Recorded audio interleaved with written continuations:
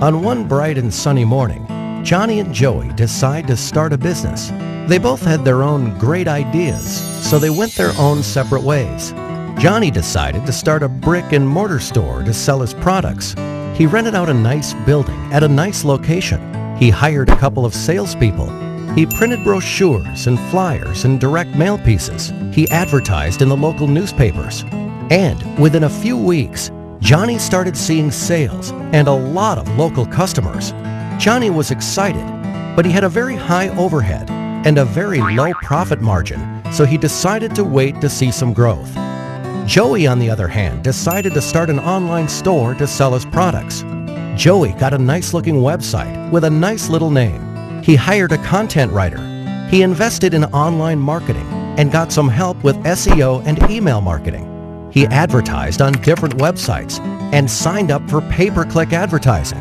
And within a few weeks, Joey started seeing sales and a lot of customers from all over the country. Joey was excited since he had very low overhead and a very high profit margin, and he could not wait to see some growth. A year passes by. Johnny was still in the same building with the same salespeople and the same marketing strategy and the same local customers. His overheads were still very high and his margins were still very low, so he decides to wait another year to see some growth. Joey moved to a new office, hired more people, and kept getting a lot of new and repeat customers from all over the country. His overheads were still very low and his margins were still very high. So he decides to start another online store to sell a different line of products. Another year passes by.